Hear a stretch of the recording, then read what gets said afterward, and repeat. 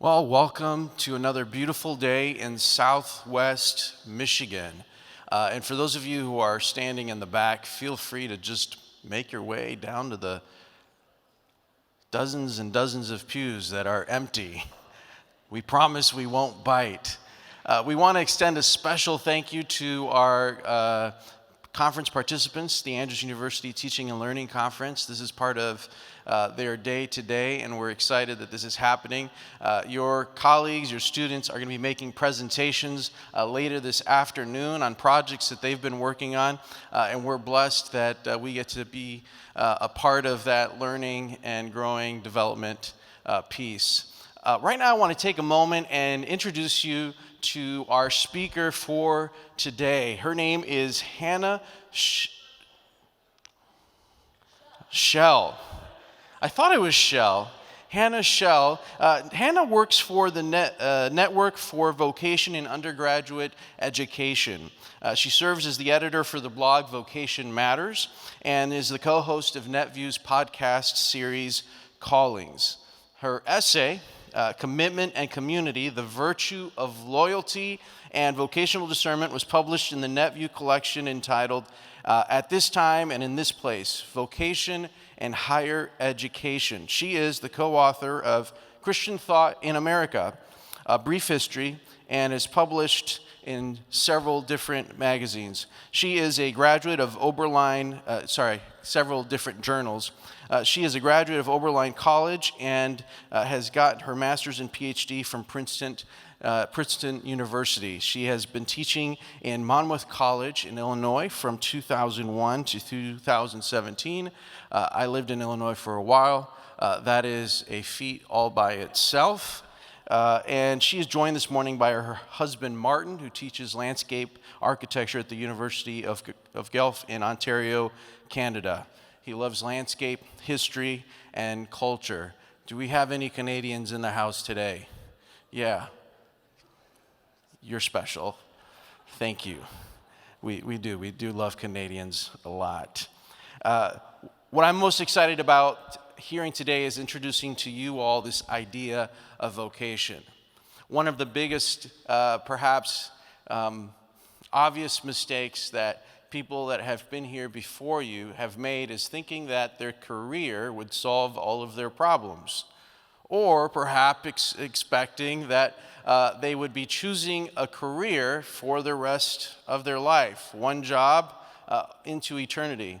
But one of the things that you probably know for sure or maybe have wondered is, man, when I graduate from here, I may have more than one job. We're no longer defined just by what we do. And she's going to talk to us about this idea of vocation and really trying to understand what our purpose is. Dr. Schell, thank you for sharing with us today. I look forward to hearing what you have to share.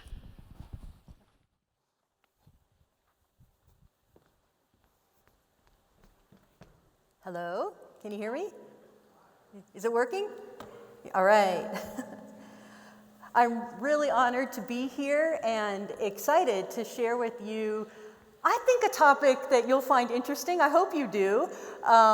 It's about you. It's about your life. It's about what does it mean to lead a meaningful life, because that's a really complicated question. You have to figure it out for yourself in your own context, and a lot of very wise people have written a lot of words on this, and so I'm here to sort of share with you some highlights about the different ways of thinking about that, all in hopes that it will help you think about that for yourself. And so in some of this talk, I hope that you're sort of taking notes either in your mind or on paper, and that you take away something that helps you either in the immediate future or it plants a seed down the line. I've entitled this talk, Lives of Creative Commitment, and that's where I'm going with this. So it will become clear what I mean by that in a second.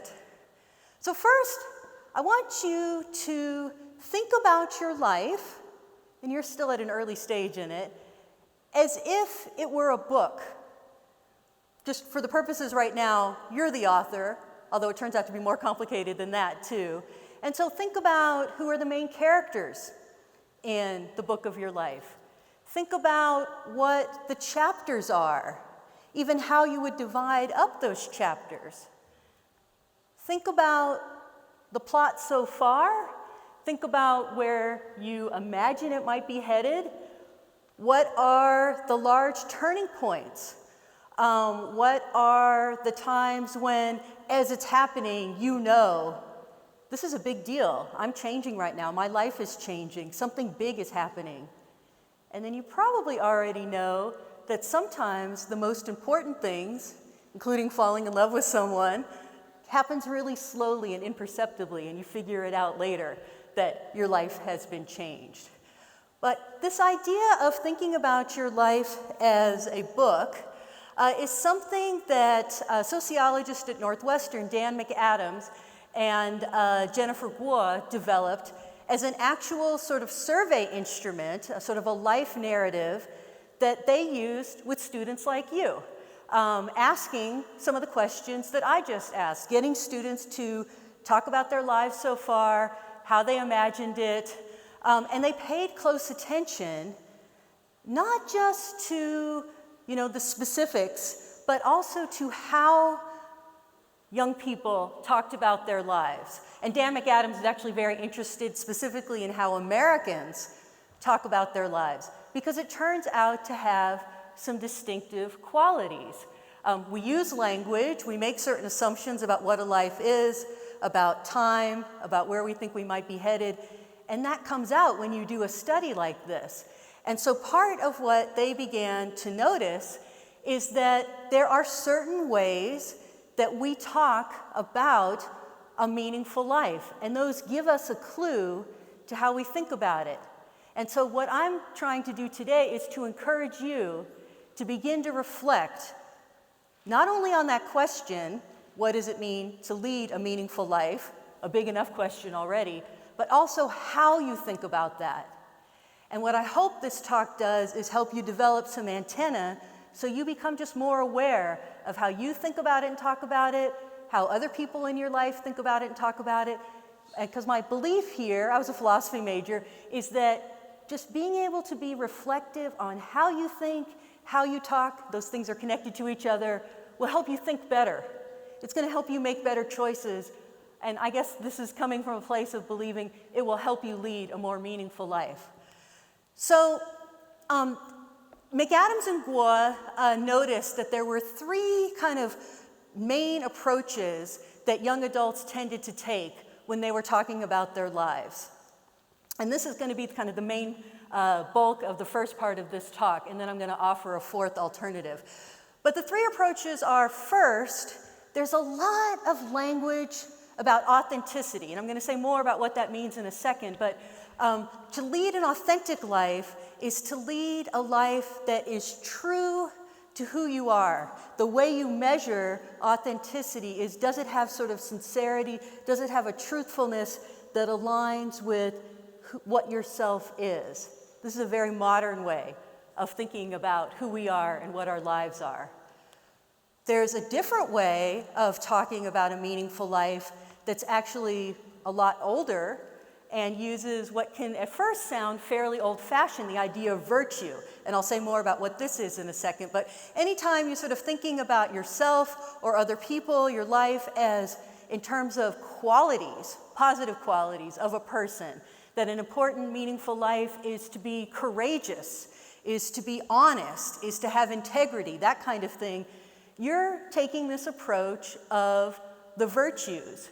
And this is a rich and quite varied tradition. And then the third approach is the one that is related to the work that I do now, as Jose mentioned, and that's the idea of vocation.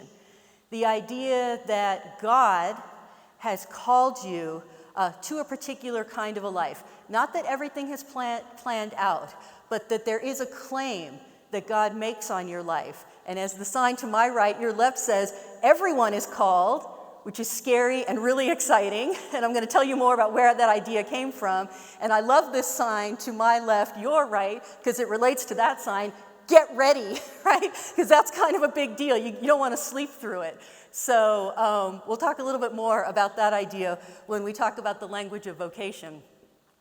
Now, McAdams and Guo were getting this typology, this way of organizing things, this kind of antenna that they had up for how people talk about it, from this book. This is a fantastic book. It's called Leading Lives That Matter. It was edited by two professors down the road at Valparaiso, Dorothy Bass and Mark Schwain. They're a married couple. And they actually redid this book recently, and there's a second edition. It's a collection of writings with questions. This book was written with you in mind, for you, consulting students like you. It is an outstanding assortment of short stories and poems and theology and a little bit of philosophy. Malcolm X is in there. It's just all sorts of wise insights about this broad question, what does it mean to lead a meaningful life? And the way that Dorothy Bass and Mark Schwain organize it is under these three categories, because they turn out to be very powerful ways of kind of pulling apart and isolating certain ideas. So that's what I want to share with you in more detail today. So the first category is the language of authenticity. Now, even if that's a word that you don't use, that you're not familiar with, I suspect you're going to recognize this way of thinking. And this is really about kind of the question of identity, which is a very pressing question throughout one's life. You don't sort of finally figure this out. And it tends to be a really crucial question at this stage when you're in college, or even still when you're in seminary, for those of you who are in graduate school. Because, you're learning things, you're figuring out what you want to do with your life, but along the way, wrapped up with that is you're figuring out, who you are and all the aspects of that. It's probably connected to your family. I'm quite sure it's connected to your religious faith. It's connected to your own dreams about what you want your life to be. It's connected to the realities of your circumstances, both the things you know now and the things that are going to happen to you that you can't plan for. All of this is a part of your identity. And I hate to tell you, it's a lifelong project. And authenticity is a way of thinking about having a meaningful life that sort of centers on that. So here's what the language of authenticity sounds like. See if you recognize this. Maybe you've said some of these phrases yourself, or you've heard your roommate or friends say this. Whenever someone says something like, in the end, I must be true to myself. That's what finally matters. And there's a lot of wisdom in that. That is in the realm of putting authenticity as an important value. When you hear the language of you have to follow your heart, sometimes we talk about sort of the heart or intuition, maybe sometimes the soul in this way, using the language of authenticity. And so to lead a good life, to lead a meaningful life, to lead a true life is to follow that sort of inner self. It's to be true to yourself. And then my students introduced me to this phrase, which I did not understand when they first said it, and this now actually may be dated, but this idea of you do you, right? You have to be who you are. This is me trying to be hip and probably failing miserably.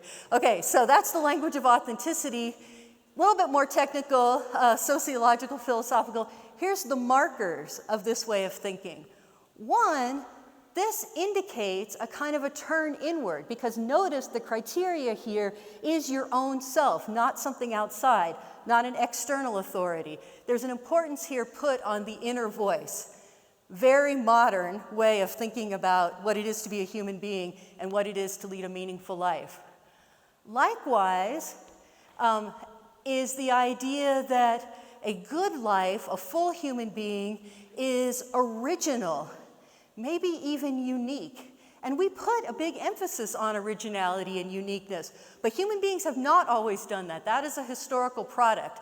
Part of what I want you to kind of get a sense of is that these ways that we have of talking about what it is to be a self, what it is to have a meaningful life, even what it is to have a called life, are historical products.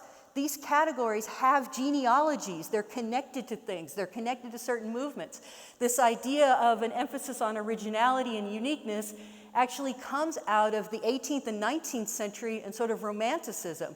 And so that doesn't mean it's not true. It's just it sort of arose at a certain time and has had an influence on us and continues to have a deep influence on us. And then kind of implied in what I've just said is notice the authority here is the individual self, not something external. I must decide for myself. Very important value in the founding of this country, and for good reasons. Very important value in the historical period that we refer to as the Enlightenment, and something that we continue to hear in our public discourse, right? The importance of thinking for yourself, not letting others make the decisions for you. A good life is one where it's true to who you are and you make the decisions about what it is. Very powerful. A lot of this, especially in our context in the US, traces back to this figure, Ralph Waldo Emerson, which it used to be you had to read Emerson in high school. I'm not sure if that's still true, but Emerson's the guy who he wrote this divinity school address that he would have given in a space much like this at Harvard University, with everybody in the front row being spectacularly unhappy with everything that he was saying. He actually was too radical for the Unitarians. Really interesting piece of writing. He wrote an essay called The American Scholar, in which he was sort of declaring independence from European thought. Really, really important American thinker. And he also wrote this essay called Self-Reliance, right? And so you can hear in this the importance of thinking for yourself. Here's a great Emerson quote that captures this idea of authenticity. It's a little bit, remember he was writing in the 19th century, so he talks differently than we do. Whoso would be a man, and he probably only meant men, but anyway, we'll let him have it. Whoso would be a man must be a nonconformist. Important value for Emerson and his friend Thoreau. Nothing is at last sacred but the integrity of your own mind. That is quite a claim. It should sound a little bit heretical when we're sitting here in chapel. Nothing is at last sacred except the integrity of your own mind. Really powerful, profound, compelling way of thinking. Not wrong, but not the only way of thinking about things. Here's another example, more recent. Steve Jobs, one of the co-founders of Apple. This is a perfect articulation of authenticity. Your time is limited, so don't waste it living someone else's life. Don't be trapped by dogma, which is living with the results of other people's thinking. You can hear the independence there. Don't let the noise of others' opinions drown out your own inner voice. And most important, have the courage to follow your heart and intuition. They somehow already know what you truly want to become. Everything else is secondary. So this is the absolute sort of rising to the top. The most important is yourself and you making decisions for yourself, not listening to what anybody else has to say. The self is primary here. It's good stuff. But there's another way of thinking about what it is to lead a meaningful life.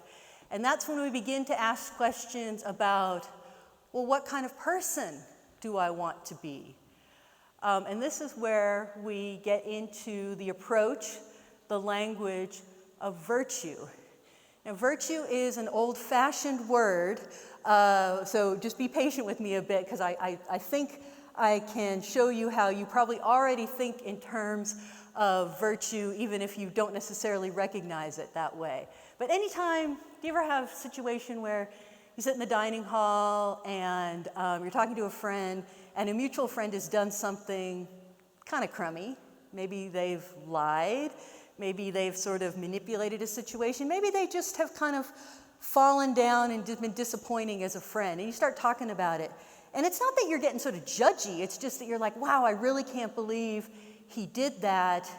And you're sort of now in the realm of talking about their character, and you're trying to put it into words. And this matters. This helps us think better about what it is to be a good person, both to hold each other accountable and also to begin to think about, well, what is it to be a good friend? When do we fall down and miss the mark on that? What is it to sort of be a faithful follower? These are the kind of the qualities. It has to do with characteristics. So here's the markers of the language of virtue. First, we're talking about positive characteristics. Now, there's a whole other category, vices, which are also fun to study, but we're talking about virtues today. But positive characteristics that we associate with a good or even an excellent person, kind of like an exemplar, the best kind of person. The best kind of person is honest, is courageous, has wisdom, is generous.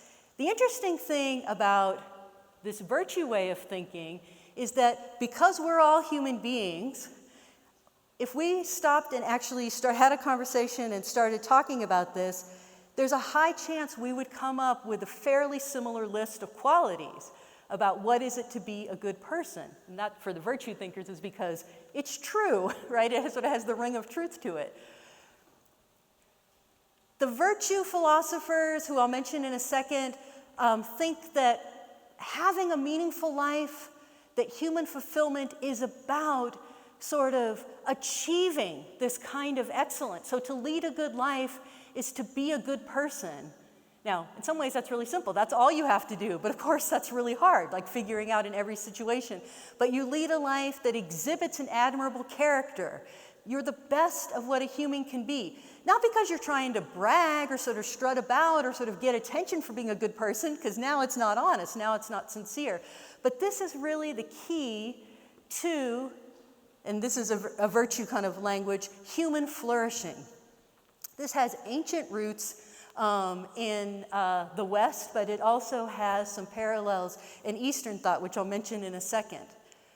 The other thing about this approach to leading a meaningful life is it's no longer just about the self, which is kind of the problem or the limitation with the authenticity language. Now it very much matters how you treat other people, because the understanding here is we don't live in isolation. We always are living in relationship to other people, our friends, our life partners, our parents, other people in our community, maybe even people that we never meet on the other side of the world. And some would say we actually are connected and even have obligations to future generations, which is a very interesting kind of thought experiment. But the virtue ethics approach assumes that human beings are inherently social and that what it means to lead a good life is to kind of live out those relationships in a fulsome way, right? So you're honest and you're courageous, not by yourself, but in connection with other people. So here's one way of defining a virtue. It's an excellent trait of character. It's a disposition. It's a habit. It's well entrenched in its possessor. A person who is courageous without thinking notices, expects, values, feels, desires, chooses, acts, and reacts in certain characteristic ways. Now, it may take a little bit of work, and virtue ethics tends to put a high premium on education. This is something that you both have kind of the natural seeds for it, but it also has to be kind of cultivated. But once you are a person of integrity, once you are a person of courage, you don't have to stop and think about what would a courageous person do. You just exhibit it, right? You just express that in your life because you have attained that characteristic. Okay, there's going to be a lot on the slide, and I'm going to go through it quickly, but I mostly just want you to have a sense that there are a lot of different thinkers, both in Western thought, but also in other parts of the world, who have talked about this. It traces back to the ancients, and it also continues into our contemporary conversation. That's the main point about what's about to come at you. Aristotle.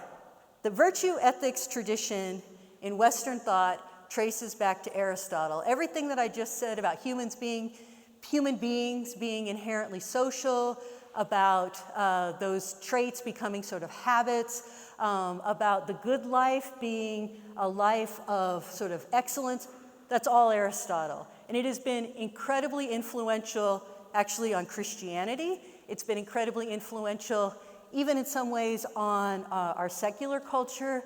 We don't necessarily use the word virtue, but this has been profoundly important in Western ways of thinking. Now, for Aristotle and the ancient Greeks, there were aspects of sort of warrior culture there, but also even in democracy, courage is a really important virtue.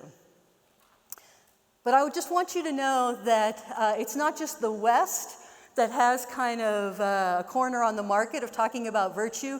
There is equally a very important tradition tracing back actually even further in history to the Chinese thinker Confucius, probably one of the most important thinkers in Eastern thought, influential on China, but then also Korea, Japan, and throughout Southeast Asia.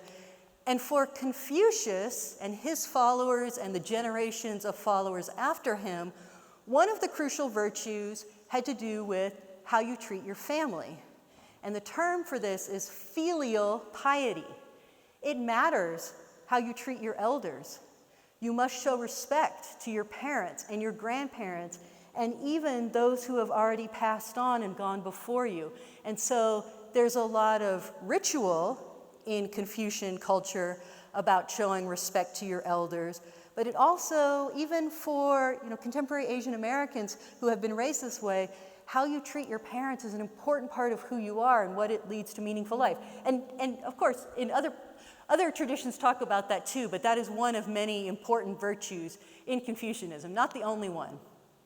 Okay, this is a little bit obscure, but the guy I wrote my dissertation on a long time ago, an American philosopher who was originally from sort of the mining towns in California and then landed on the East Coast, was a guy named Josiah Royce. And Jose mentioned this kind of in passing. I have a sort of special fascination with the virtue of loyalty, partially because I think a lot of things in our society and culture encourage us to not be loyal, to not put down roots, to not kind of honor our commitments. And Royce, writing at the very beginning of the 20th century, thought that loyalty was the most important virtue that this still young country, the United States, needed. And he was partially thinking because of what had happened in the Civil War, and he was partially thinking because the country was so huge, but he gets a lot of mileage out of this virtue of loyalty. Still a very important virtue, of course, for us. Another equally obscure philosopher who was influenced by Royce is a French Catholic existentialist, Gabrielle Marcel. And the only reason I'm mentioning him here, because I don't expect you to have ever heard of him, is that he built his whole philosophy around this idea of creative fidelity. And in part, he's thinking as a Christian, and in part, he's thinking because he's influenced by Royce and what Royce had to say about loyalty. But a lot of what I'm going to say at the end of my talk has actually been deeply influenced by Gabrielle Marcel, very interesting thinker. And then another example, and I know here at Andrews there's a College of Education, and I'm going to be speaking in that context tonight, but Nell Noddings, who is still alive and a philosopher of education, has developed a whole ethics on the virtue of care. And here she's thinking about what is it that mothers show to children, but also anybody who is in the role of taking care of children. Because this is a quality, this is a virtue that Noddings argued has not gotten enough attention because most of the people writing about the virtues prior to her were men, and so they were thinking in terms of their own life. So there's a lot of different ways to approach this idea of virtue. This is a very idiosyncratic list. I just want to name that. This is sort of my list for various reasons. These are the thinkers that have influenced my thinking on this. You should know, if you're not already aware of this, that there's a deep tradition in Christian thought of virtue ethics. There's places in the Bible that highlight certain virtues, certain stories. And there's a tradition, tracing back to Paul, and then Paul writing about Jesus, of the importance of faith, hope, and love.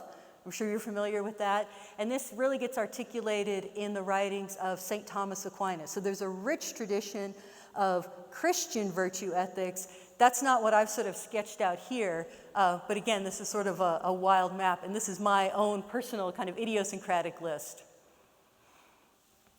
There's a third way that we can talk about a meaningful life, and this is going to be familiar to you because you're students at Andrews, and I've already pointed out that there's some beautiful signs here in this chapel that get at this.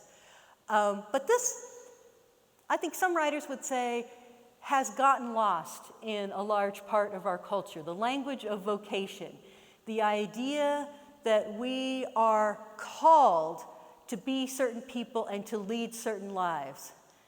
God has called us to lead certain lives and to be certain people. Now, I, for various reasons, am interested in how we can talk and think about vocation in non-theological ways. That's mostly because my students at Monmouth College were not necessarily religious, and so I needed to kind of find a vocabulary that would be meaningful to a wide group of students. And so some of my writing has been about how we can talk about vocation not uncoupling it from the idea that God is the caller, But I actually think it's a really interesting question, and this is a question that's been posed to me.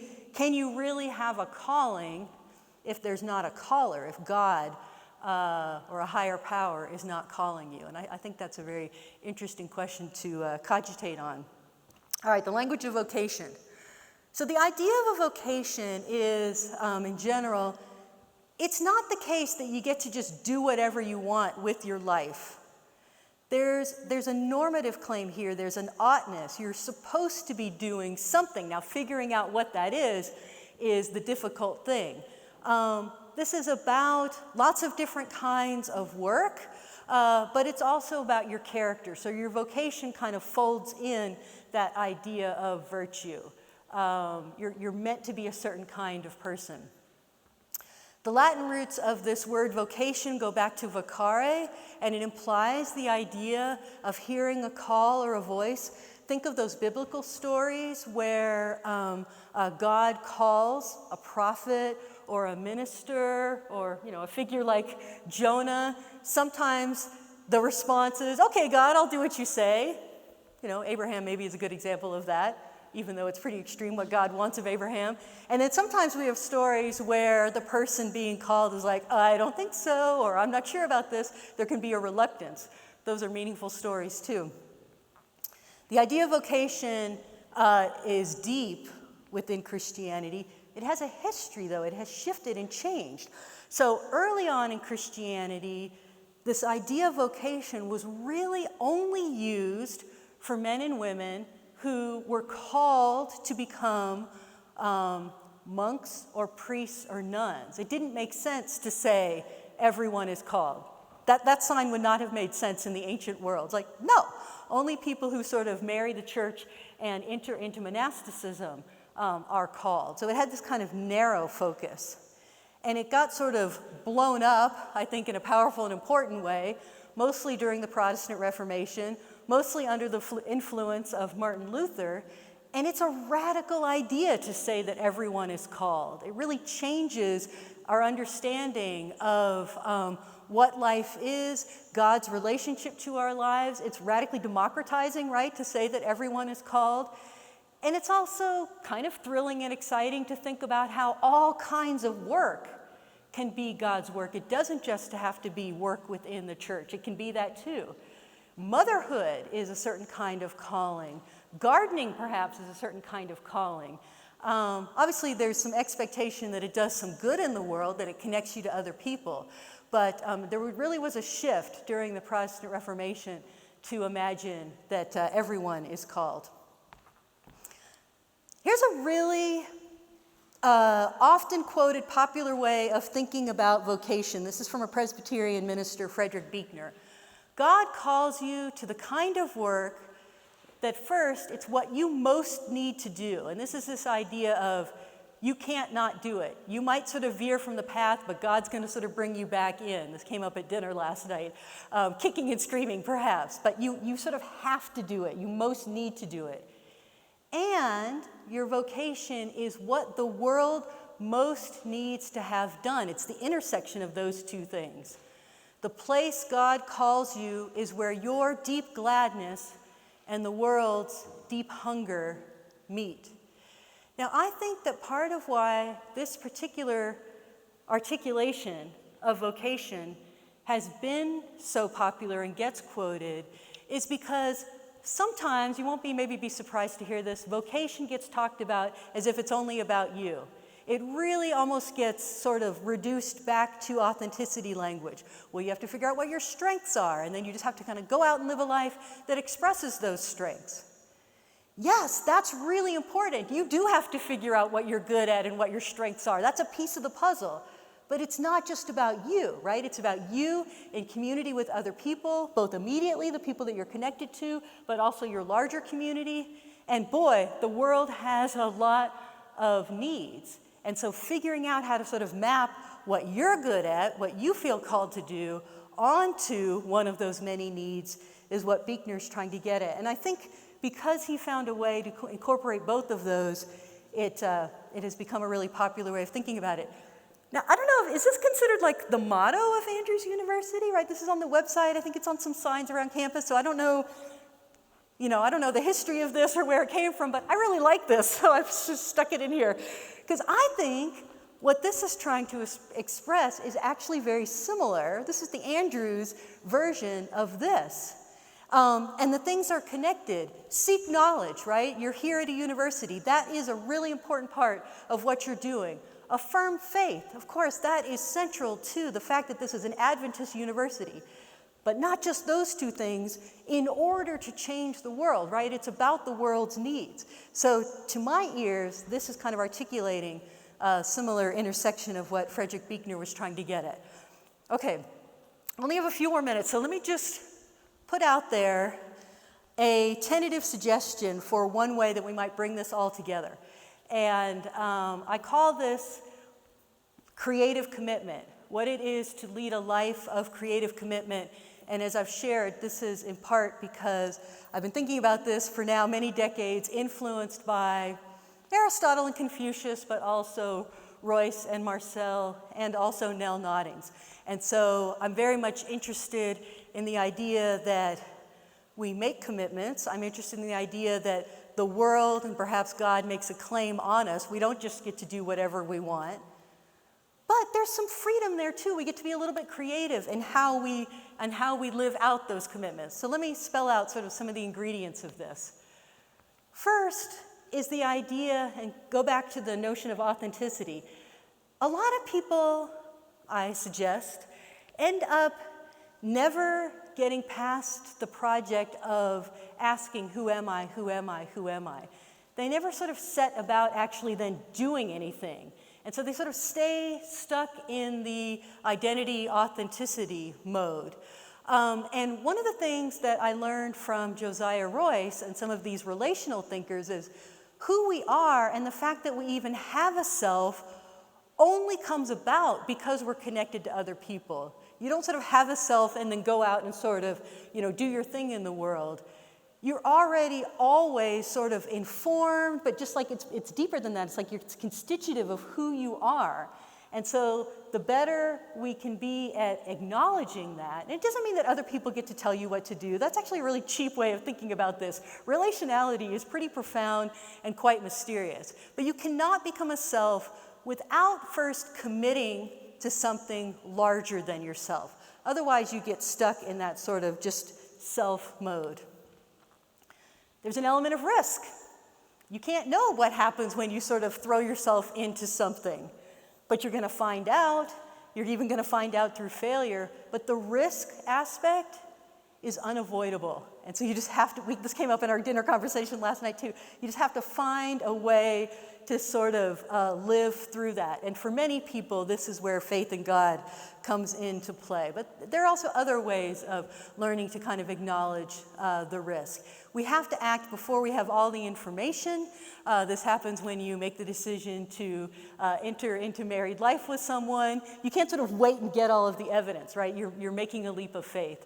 But as a fully developed self or a person, you then also have to take responsibility for your choices. This is something that the existentialists talk a lot about. So what I'm trying to do here is kind of balance out an aspect of a claim is made on us. We're not completely free to do whatever we want. I mean, we can, but I think that is sort of a recipe for a kind of a nihilism. And I guess where I'm coming from is that our life is a gift, and we have to do something with it. You can have a theological version of that, or even a non-theological version of it. God has given you life and has something for you to do with your life. But you also get sort of a fair amount of leeway, creativity, but also agency. And agency is the word we use in moral philosophy and ethics for you're someone who has integrity, you make decisions, and you can take responsibility for your decisions. Children aren't necessarily agents in that sense. It's something that has to be developed. But you get to craft, to a certain degree, the life that you will lead. It gets circumscribed by all sorts of things, but there is a space for creativity. And then, as I've hinted at, this is a lifelong project. It's not like you figure this out in your junior year and you're good to go. I hate to tell you. These creative commitments are dynamic, and so as you commit to causes, as you enter into relationships, as you sort of start new chapters in your life, you're going to learn more about yourself. You're going to be changed. Hopefully you're going to get into a deeper understanding of what God has called you to do, and then that's going to deliver you into sort of the next chapter. There's this kind of, sometimes I think of this as like a deepening spiral. Hopefully you will feel some sense of coherence and connection between the chapters in your life as you live out the content of your life's purpose. So I've thrown a lot at you. I think that this thinking in terms of creative commitment can be very helpful when we face a time of crisis, as of course we always do, but we very much have in the past couple of years. And just to wrap up, I'll say that I think one way to think about this is not the only way, is that there's kind of a two-part challenge to facing a time of crisis, but thinking in terms of your sense of calling as a creative commitment. The first is what I call a movement of return. So when you're in a moment of crisis, whether it's a personal one or it's a larger social one, that is a very good time, perhaps the best time, to stop and think about, what do I understand my calling to be? Who are my people? What do I know to be true? What does my faith teach me? Perhaps because it's being challenged, perhaps because it's being honed, perhaps it's a kind of a refiner's fire, but that is a moment to kind of go back to the basics. And I think that will help you then make decisions about where you're going to be putting your efforts, where you're going to be putting your time. There has to be that kind of step back and like, okay, what most matters? And there's a lot of ways in which this pandemic forced us to do that. And the more that we can do it reflectively, I think the better off we're going to be. But there's a second movement, and that's this one of creative adaptation, which is what we've all been all about, especially on college and university campuses. Those core commitments, what is sort of most fundamental to you, might need to change. They might need to be changed how they're expressed. Even the calling of a teacher, this is something I'm going to talk about tonight, might shift in how it's expressed. It doesn't necessarily have to be in the classroom. There's lots of ways of being a teacher. But if you can kind of have that sense of what your fundamental calling is, you can then, I think, be a little bit more creative and adaptive in how you live it out. So this is what we've covered. We've talked about the three languages: authenticity, virtue, vocation. There's a long history to each of those. Not the only way to think about what it is to lead a meaningful life. I've tried to just hint at another way that brings some of them together with this category of creative commitment, and then beginning to think about, what does all of this mean when we're living in a time of crisis? So hopefully something in there is food and fuel for you. If you're interested in this stuff that I've been yammering on about, I don't know if this will be shared, but this is kind of a list of things, including that book, Leading Lives That Matter, some more recent books that are all about what I've been talking about. These books have informed what I'm talking about. And as Jose mentioned, there's also available to you NetView's podcast, where we interview people on exactly this topic of vocation, and then the Vocation Matters blog. And even if you never look at any of these things, I really encourage you, take your life seriously, take your vocation seriously, and that will serve you in leading a meaningful life. Thank you very much.